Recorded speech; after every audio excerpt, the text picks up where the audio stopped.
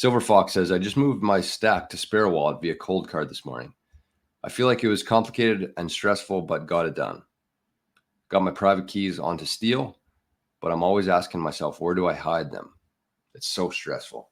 It really is. That's the hardest part about like Bitcoin, is the self-custody aspect and like spreading things out. So my answer to that is just like, put it in a place where you're going to know where it is. If you're somebody who just got into like the cold storage, the Spare Wallet, the cold card, keep it very simple. Keep it simple and check in on it like every week, every couple weeks. Make sure you know where it is. Make sure you know how to move Bitcoin off of there.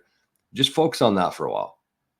If once you get to like a year or two, you have a bit more experience in there, then you can look at some options like multi-signature, collaborative custody. We're going to have an offer here for everybody in this community for that kind of thing, storing in different physical locations.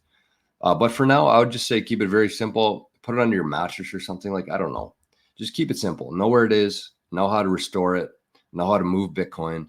And then once you have some experience doing that, then you can graduate to like a multi-signature collaborative custody model. And then you can start getting a little bit more complicated too, in terms of where you're storing it, putting in a different location, maybe. I don't know. It's tough. It's a very tough question to answer because everybody has a different risk tolerance. Everybody has a different amount of Bitcoin. Everybody has a couple different wallets they use. I don't know. Sorry, I don't have a great answer to that, but just keep it very simple right off the start. That's the main thing. I think there's been so many people lose their Bitcoin so unnecessarily just because they buy it, they set it up properly, they get help doing it, and then they just forget what they did. They forget their code, they lose their key, they overcomplicate things, and they can't access their Bitcoin again. And that would be the worst feeling in the world. Buying Bitcoin back in 2024 and protecting it, getting a cold card, but then you fuck it up by forgetting something in the setup. So that's what I would say. That's Silver Fox. Just keep it very simple.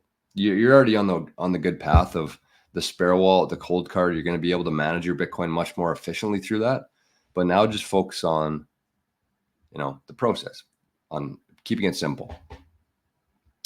My Path to Fire, shout out to him or her. Zapped 121 sats over in Zap.stream. Okay, I think we're going to call it here unless anybody else has any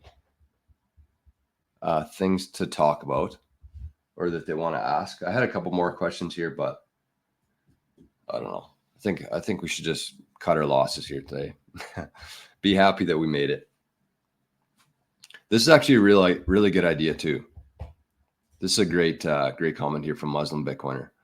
I'd rather split the 12 words in 6 and 6, where I put half the seed somewhere super secret, hold 6 near me, and memorize the 12 too. That's don't start memorizing like in your first month of cold storage. But yeah, that is something that you should work towards. One of my ideas that I had here, and I think that, it'd take a while for somebody to figure this out in my house, but one idea is that just get like a book. Get like a random book on your bookshelf. Start at like page 50. Every 10 pages, put a new word in there. You could maybe do that in 2 different books, 6 words in each. And then hide your Steel like somewhere in the wall or something like that. That's a very viable option too.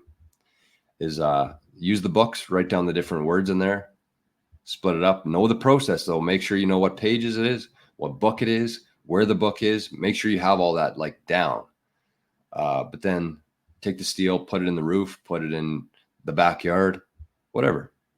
Just in a place where if somebody broke in, they're not going to be able to just go there, grab it, and leave. That's kind of what you want. So I think that's it. We got an hour today. We did the whole show on YouTube. That's okay. I think we did that last week as well for the Q&A. But it is hot. It is storming. I'm very tired. So we're going to call it a day. And as Rock and Roll here says, have a great weekend, everyone. Remember, don't shitcoin. It's really bad for you. You're going to be tempted.